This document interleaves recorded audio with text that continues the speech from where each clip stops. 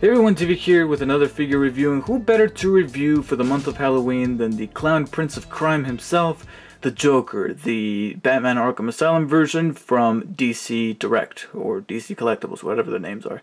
And so here he is, and here's the thing, I've always wanted to have a Joker figure, so I'm very appreciative of the fact that this guy came with the 4-pack, because I now own a Joker figure. And who else, which better rendition of the Joker to own than the one from Arkham Asylum, because I really liked him. But there's nothing too spectacularly special about this version of the Joker, or at least the figure of him. First of all, I think that the detail and the sculpt is pretty standard and pretty good. You know, there's nothing to really undermine here, because I think they captured this rendition of the Joker very well. You know, he's very slender and feeble looking, but you know, they captured the details on his body as well as his face, especially his face. I think it looks very diabolic, and I think they did a really good job with that. And the paint also looks pretty cool, very vibrant. You know, they got the purples, the orange, the green. The green in his hair and the red on his lips and the white. An interesting thing to note about the paint is that I don't know if it comes across well on camera, but the paint, the white paint that is used on his face is actually a different shade than the one on his neck. Oh, I'm blocking out the light right there. If you can tell, I don't know if it's coming across very well on the camera, but it's actually a different kind of shade.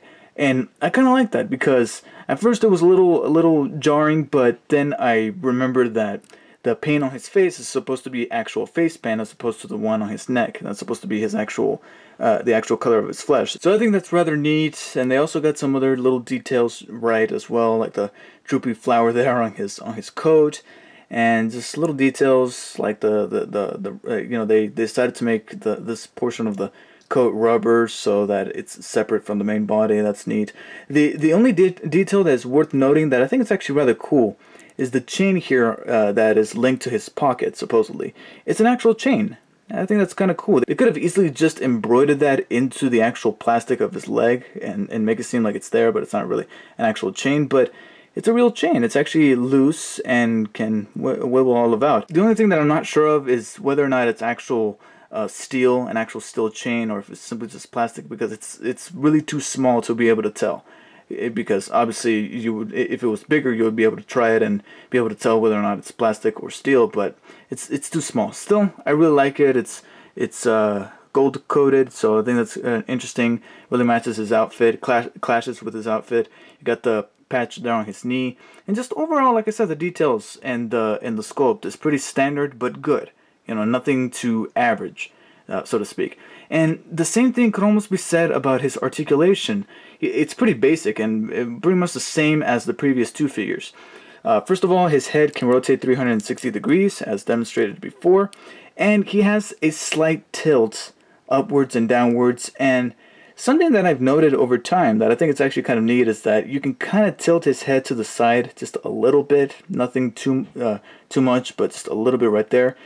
And I think that's kind of neat, because I've always associated the head tilt to the Joker. I always thought that was a signature move of his, because it makes him look very maniacal and funny at the same time. So I've always noticed that the Joker likes to do that a lot. So it's kind of interesting that you can kind of do it a little bit here with this figure, like so. I think that's kind of nice. And then you got some basic articulation in the arm as well. You can rotate the arm 360 degrees vertically, inwards and outwards about that far. It's kind of limited due to this section here. The way it's sculpted, it kind of prevents it from moving upwards anymore, like that. Can bend at the elbow about that far, and can rotate at the wrist 360 degrees as well. No waist articulation once again, so slightly disappointing, considering that it kind of looks like there might have been a joint in there. But that's not the case. The leg can extend forwards about that far and about that backwards. Sorry, and I think it was supposed to extend to the side, but it doesn't look like it's going to, especially because of how this is molded. And then you can bend at the knee about that far, and there is an ankle swivel to be able to rotate the feet 360 degrees. Although I kind of find that a little pointless. Now, it does pivot just slightly up and down. I don't know if you can tell, but they can do it, but that's mainly because I've loosened up the joint a little bit to be able to rotate the feet. But again, I find it kind of pointless when there's no other form of articulation in the legs other than the knees and the upper legs. So I don't know. And that is really about it for the Joker here. Now, because of that, I implore you guys, did you guys notice anything about this figure that is different than the previous two? And it's a bit of a trick question, but do you guys see it? No? Well, that's the thing. You don't see it because it's not really there. And that is an accessory. Joker here did not come with an accessory. Now, that wouldn't have bugged me too much if I wasn't gonna say that the Joker didn't come with an accessory this time. Because if you guys don't know, the previous two figures that I reviewed in this 4-pack, including the Joker and Batman who's coming up, were part of a re-release. These figures were originally released in 2009. And something that I've noticed with the Joker recently, when I was putting together my review for Harley Quinn, when I was gathering images, is that I distinctly remember the Joker coming with an accessory, with some kind of an accessory.